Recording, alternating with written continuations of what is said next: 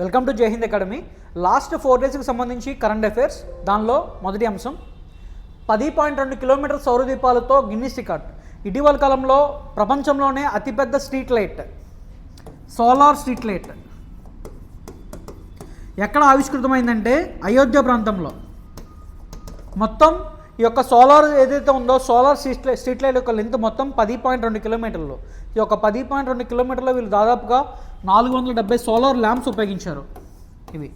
So ఏంటంటే ఈ యొక్క అయోధ్యలో యొక్క స్ట్రీట్ లైట్ అనేది ప్రారంభమైంది, గిన్నిస్ వరల్డ్ రికార్డ్స్లో చోటు సంపాదించుకుంది. సో ఏంటంటే సంప్రదాయ విద్యుత్ సరఫరాపై ఆధారపడకుండా వీధులతో పాటు పలు కీలక మార్గాలు, పార్కులు కూడా ఇలాగా సోలార్ స్ట్రీట్ లైట్ పెడదామని చెప్పి అయోధ్యకు సంబంధించి గవర్నమెంట్ అనుకుంటుంది అనమాట. సో అది మరొక అంశం, ఉగ్రవాదుల నిరోధానికి ఆపరేషన్ సర్వశక్తి. సో జమ్మూ అండ్ కాశ్మీర్ ఏరియాలో పిరిపంజల్ పర్వత శ్రేణుల దగ్గర ఏంటంటే ఇటీవల ఉగ్రవాదుల దాడులు ఎక్కువైపోయినాయి. దాదాపు మన సంబంధించి మన పౌరులు, మన యొక్క సైనికులు దాదాపు 20 మంది చనిపోయారు. దానిలో భాగంగా ఏంటంటే ఆ యొక్క ఉగ్రవాదులకు సంబంధించి ఆ ఏరియాలో అంటే జమ్మూ కాశ్మీర్ సంబంధించి ఈ ఆపరేషన్లో భాగంగా ఏంటంటే భద్రతా దళాలు పిరిపంజల్ పర్వత శ్రేణులతో పాటు కేంద్రపాలితమంతా మన ఏదైతే జమ్మూ అండ్ కాశ్మీర్ సంబంధించిన పోలీసులే కాకుండా ఆర్పిఎఫ్ అలాగే బిఎస్ఎఫ్ సంబంధించిన జవాన్లు అందరూ కలిసి ఈ యొక్క ప్రోగ్రామ్ స్టార్ట్ చేయబోతున్నారు. ఆపరేషన్ సర్వశక్తి అనగానే ఎవరు లాంచ్ చేశారంటే భారత సైన్యం అని చెప్పాలి. ఆపరేషన్ సర్వశక్తి ఏ ప్రాంతంలో అంటే జమ్మూ అండ్ కాశ్మీర్ పిరిపంజల్ పర్వత శ్రేణులకు సంబంధించి ఉగ్రవాదుల నిరోధానికి భారత ప్రభుత్వం, భారత సైన్యం చేపట్టిన ఆపరేషన్ సర్వశక్తి. మరొక అంశం, పాము కాటు మరణాల తగ్గింపు లక్ష్యంగా జాతీయ ప్రణాళిక. సో ఏంటంటే కేంద్ర ప్రభుత్వం ఒక డ్రాఫ్ట్ రిలీజ్ చేసింది, ముసాయిదా రిలీజ్ చేసింది. సో ఏంటంటే పాము కాటు వల్ల మరణించే వాళ్ళ సంఖ్య కానీ ఏదైతే అంగవైకల్యం వస్తున్న వాళ్ళ సంఖ్య 2030 నాటికి సగానికి తగ్గించాలని చెప్పి కేంద్ర ప్రభుత్వం లక్ష్యంగా పెట్టుకుంది. దానిలో భాగంగా ఏదైతే స్థానిక ఏదైతే గవర్నమెంట్ హాస్పిటల్స్లో ఈ పాము విరుగుడికి సంబంధించి మందులు అందుబాటులో పెట్టుకోవాలి. అలాగే ఏదైనా ఇప్పుడు పాము కాటు సంభవిస్తే ఆ ప్రాంతంలో జరిగిన ప్రజలకు అవగాహన కల్పించే రీతిలో ఈ యొక్క ముసాయిదాలో అన్ని చర్యలు పొందుపరిచారనమాట. సో ఏంటంటే పాము కాటుకి సంబంధించి 2030 నాటికి భారత ప్రభుత్వం ఎంత లక్ష్యంగా పెట్టుకుందంటే పాము మరణాల సంఖ్య అనేది సగానికి తగ్గించాలని చెప్పి ఒక ముసాయిదా పెట్టుకుందనమాట. మరొక అంశం, డెన్మార్క్ రాజుగా ఫ్రెడరిక్ 10, వైదొలిగిన రాణి మార్గరెట్ 2.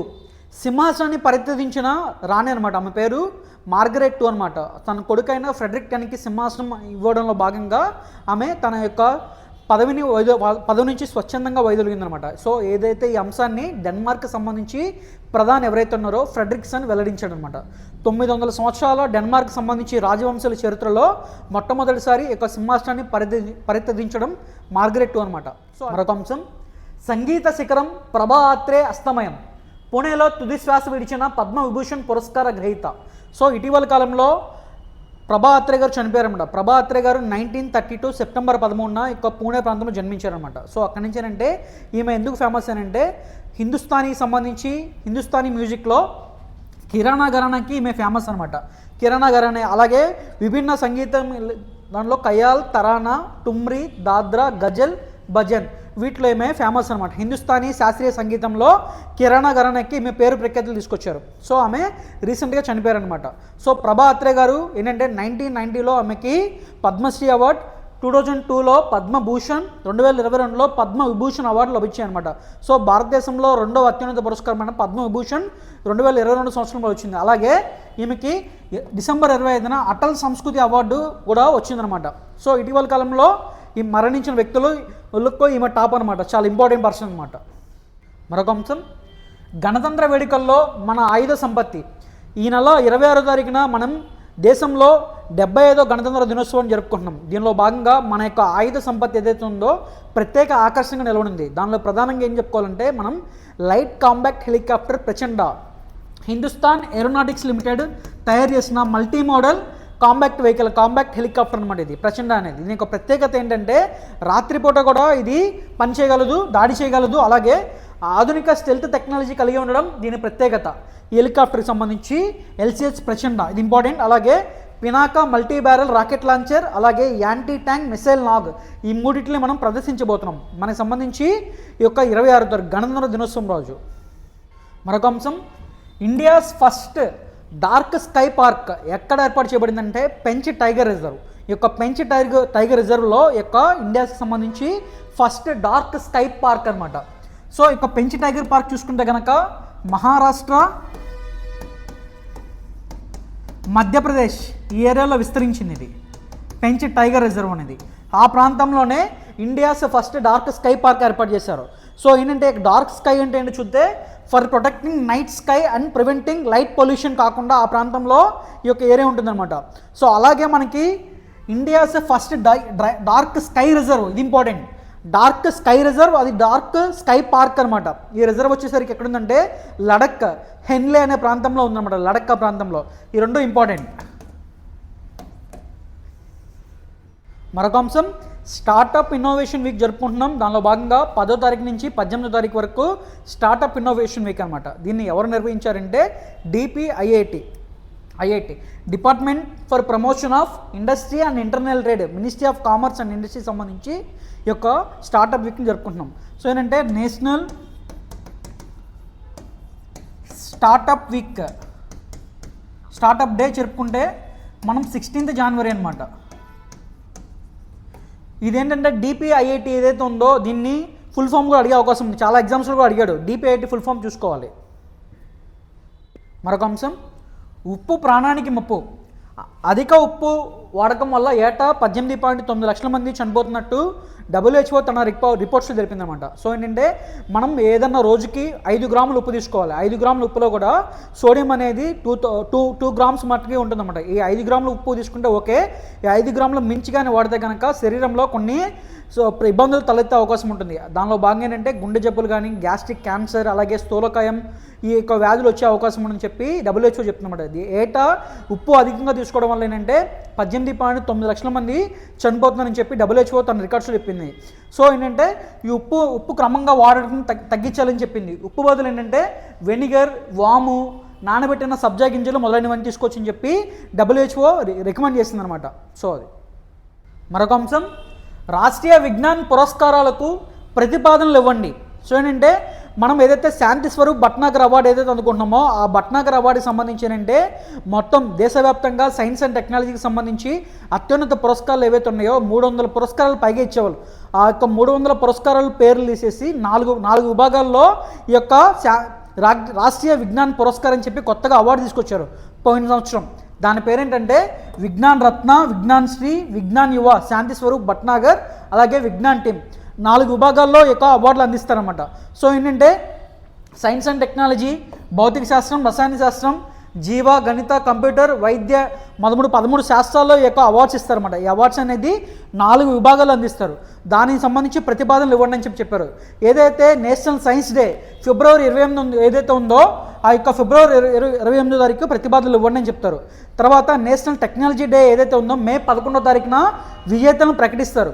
ఎప్పుడైతే వీళ్ళకి విజేతలు ప్రకటిస్తారు కదా ఆ తర్వాత ఏంటంటే పురస్కారాలు ఎప్పుడు అందిస్తారంటే మనం ఆగస్టు 23 తెలుసు, ఆగస్టు 23న మనం చంద్రయాన్ 3 విజయవంతం అవడంలో భాగంగా ఆ రోజున మనం నేషనల్ స్పేస్ డేగా జరుపుకుంటున్నాం. నేషనల్ స్పేస్ డే ఎప్పుడైతే జరుపుకుంటున్నామో ఆగస్టు 23వ తారీఖున వీళ్ళకి ఎవరైతే ఎంపిక కాబడ్డారో వీరికి పురస్కారాలు అదే అవార్డులు ఇవ్వడం జరుగుతుంది అనమాట. సో అది మరొక అంశం థార్ ఎడారిలో డైనోసార్ శిలాజం. సో ఏంటంటే IIT రూర్కీ అలాగే భారత భూగర్భ మంత్రిత్వ శాఖ ఏదైతే ఉందో ఈ రెండు కలిపి రాజస్థాన్లోని థార్ ఎడారిలో 16.7 కోట్ల సంవత్సరాల క్రితం నాటి ఒక డైనోసార్ని కనిపెట్టారు. ఈ డైనోసార్ అనేది 30 నుంచి 40 అడుగులు అడుగు, చిన్న మెడ, చిన్న తోక ఉండే లక్షణాలు ఉండే అనమాట. దీనికి సంబంధించి శిలాజం ఇప్పుడు దాకా ఏంటంటే ప్రపంచంలో అతిపెద్ద అతి పురాతన ఏదైతే డైనోసార్ అనుకుంటున్నారో అది చైనాలో 16.6 నుంచి 16.4 కోట్ల సంవత్సరాల క్రితం ఇప్పుడు దాకా అంచనా వేశారు. కానీ ప్రపంచంలోనే అది ఏదైతే పురాతనమైనది మన యొక్క రాజస్థాన్లోని థార్ ఎడారిలో బయటపడింది అనమాట. సో ఏంటంటే దానికి సంబంధించి ఏంటంటే దానికి ఒక పేరు ఏదైతే ఉందో డ్రైక్రయోసారిడ్ శాఖకి సంబంధించిగా చెప్తారనమాట. రాజస్థాన్లో దొరికిన ఏదైతే ఈ యొక్క డైనోసార్ ఉందో దానికి పేరు ఏమని పెట్టారంటే థారోసారస్ ఇండికస్. ఇటీవల కాలంలో థారోసారస్ ఇండికస్ అనేది న్యూస్లో కనబడుతుంది. ఇది దేనికి సంబంధించింది అడిగే అవకాశం ఉంటుందన్నమాట. సో ఎవరెవరు కనిపెట్టారంటే IIT రూర్కీ అలాగే భారత భూగర్భ సర్వే సంస్థ అనమాట. ఇంపార్టెంట్.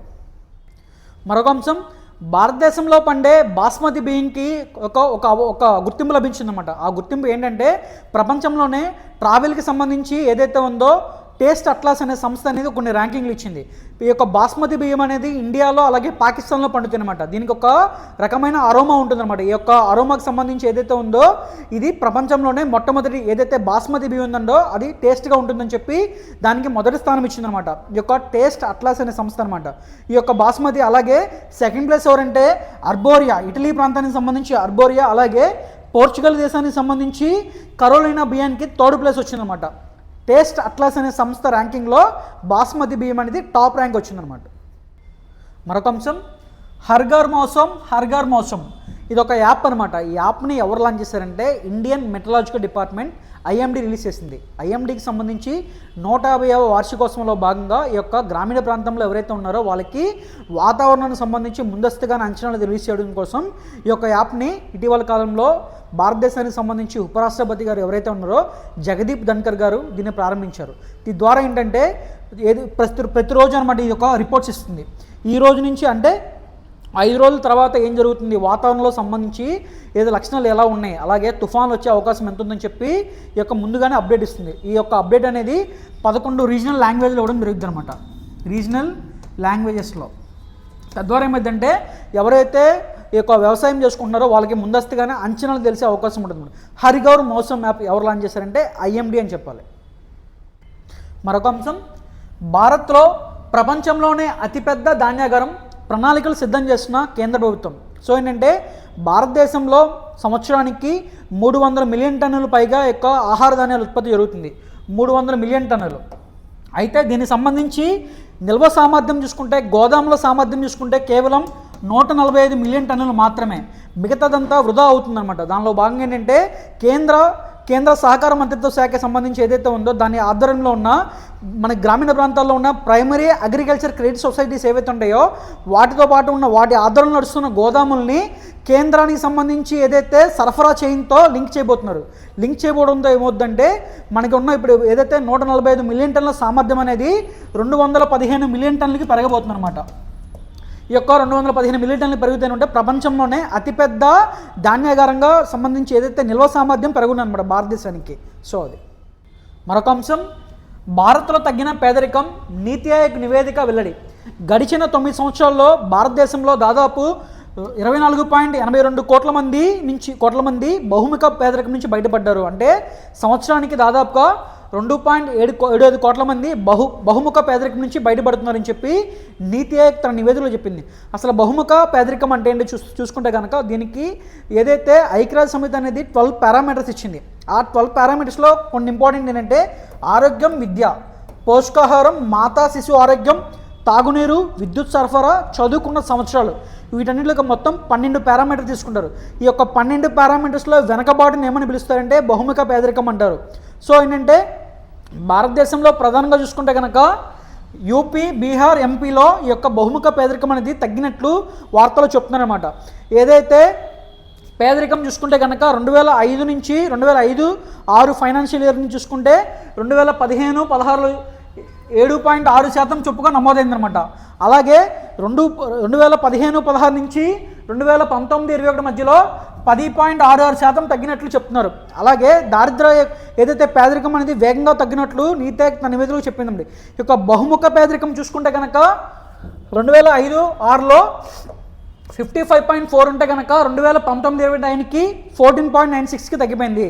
దీనికి ఏంటంటే పోషకాహారానికి సంబంధించి చూసుకుంటే కనుక ఎనీమియా ముక్త భారత్, అలాగే పోషణ అభియాన్ పేదరిక ఆరోగ్యాన్ని మెరుగుపరిచాయని చెప్పి తన నివేదికలో చెప్తుంది. అలాగే మనం పేదరికం చూసుకుంటే కనుక 2015లో వరల్డ్ బ్యాంక్ అనేది ఏదో ఒక నివేదిక ఇచ్చింది. ఏంటంటే $2.15 కంటే తక్కువ సంపాదించే వారిని నిరుపేదలుగా భావిస్తున్నట్లు ఏదైతే మనకి వరల్డ్ బ్యాంక్ అనేది 2015లో చెప్పింది అనమాట. సో ఓవరాల్గా చూసుకుంటే కనుక బహుముఖ పేదరికంలో భారతదేశం తగ్గుముఖం పడుతుంది. దానిలో భాగంగా ఈ యొక్క ఏదైతే మనకి ఆహారంలో సంబంధించుకుంటే కనుక ఎనీమియా ముక్త భారత్, అలాగే పోషణ అభియాన్ అనేది మనకి ప్రధానంగా చూస్తుందని చెప్పి ఈ నివేదిక వెల్లడించింది అన్నమాట.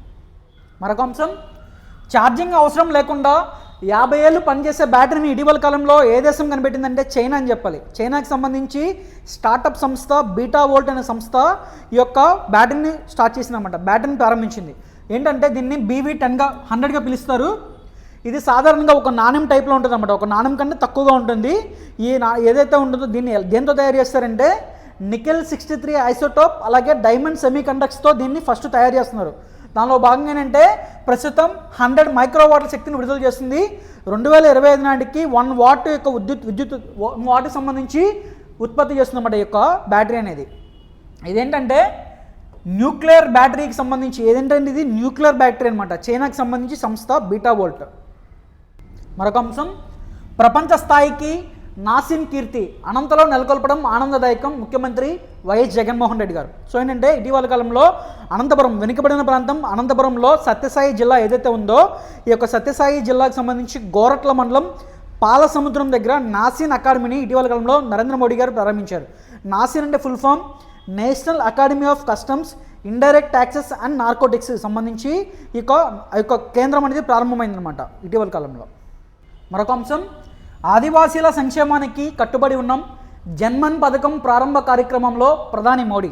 సో ఏంటంటే ప్రధాని మోడీ గారు వర్చువల్గా పాల్గొన్నారు. ఏదైతే పిఎం జన్మన్ అనే స్కీమ్ అనేది దానిలో భాగంగా ఏంటంటే మనకి అల్లూరి సీతారామరాజు డిస్టిక్ ఏదైతే ఉందో అరకు లోయ ప్రాంతంలో కొంతమంది గిరిజనులతో సంబంధించి దీన్ని ప్రత్యేకంగా నరేంద్ర మోడీ గారు వర్చువల్గా ప్రారంభించారు.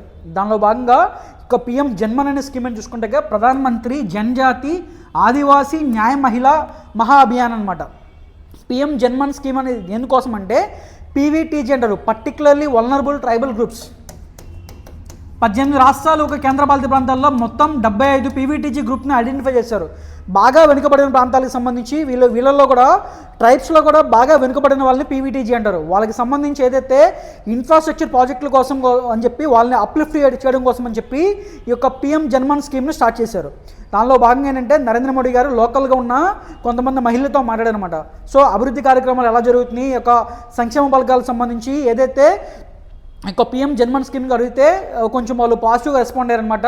సో అల్టిమేట్గా పిఎం జన్మన్ స్కీమ్ దేనికి సంబంధించిందంటే పర్టికులర్లీ వల్నరబుల్ ట్రైబల్ గ్రూప్స్ 75 గ్రూపులు ఉన్నాయన్నమాట. వాళ్ళకి సంబంధించి యొక్క అప్లిఫ్ట్ స్కీమ్ అనమాట ఇది.